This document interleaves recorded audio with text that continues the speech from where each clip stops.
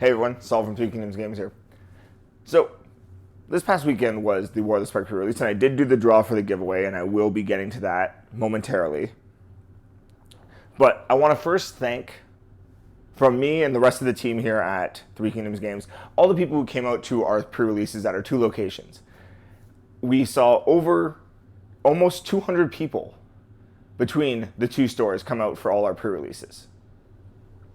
So, I want to thank all of you who came out and made this a memorable experience. It was a ton of fun. So almost 200 people and over 14 hours of magic over the course of the three pre-releases. It was insane. Now, because it was the pre-release, I got to see War of the Spark in full swing. I got to see the true depth of this set in at least a limited sealed environment. And what I thought the power level was, which was pretty high of this set, I've now realized is actually a lot higher. And I think part of this is to do with the fact that there's 37 planeswalkers that they put into this set. I know that includes the box topper planeswalker. They had to downshift some cards that should have been mythics or rares down to rare and uncommon. So you have a huge power boost to this set, which I think is great because this is the last set before the core set and then the rotation that will happen in September. So it gets to keep the power level high for standard at least.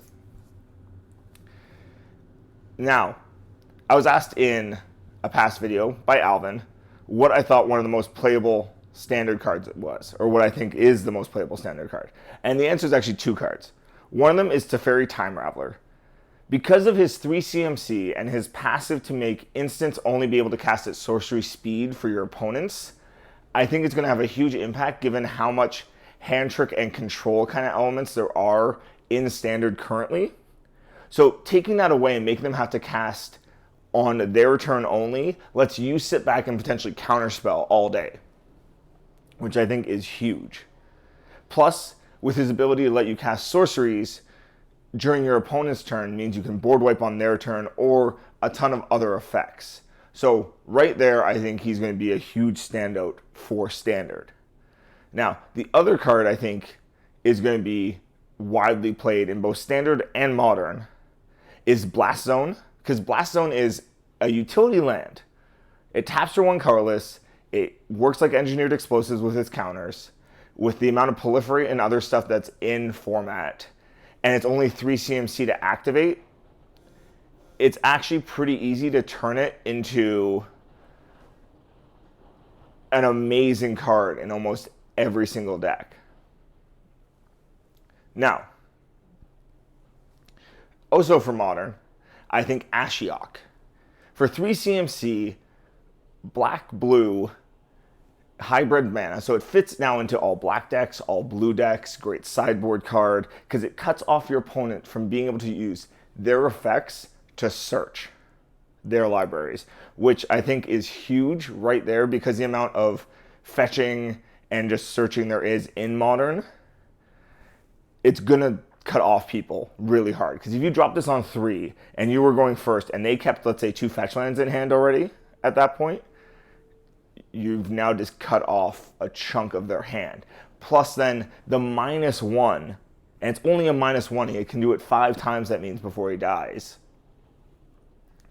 To mill an opponent or yourself, just a player, but then exile all opponents' graveyards means you're going to hate on dredge, anything that delves, anything where graveyards matter to you, you're going to be able to hose really, really hard with this card.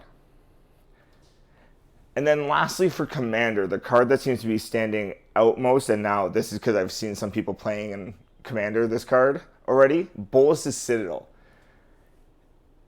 Because of the way it works, the fact that you can look at the top card of your library anytime, cast from the top of your library, paying your life, and you have 40 life, it's huge. It's going to be very easy to slot this into any deck that can support black. Black can tutor for it really easily. It's an artifact, so you can tutor for it again another way. Just overall, I think it's a very, very strong card. So there you have it. That's my thoughts on War of the Spark as it stands now versus what I thought going into it and what cards I think are playable. So now to get to the giveaway. For all of you who entered all the giveaways and watched all the videos, I want to thank you. It means a lot to me, all the comments, all the support, liking and subscribing to the channel. Easy way, to support us, and it kind of keeps us going. So, the winner of the Booster Box of War of the Spark is Manny Thomas. Congratulations, Manny. He entered every single video for a chance to win. So, there you have it. As always, you can follow us on all major social media. That's in the description box below. You can always drop into store. There's one in Markham, one in Toronto. See what's going on. You can follow our blogs at threekingdomsgames.com. I'll see you next time.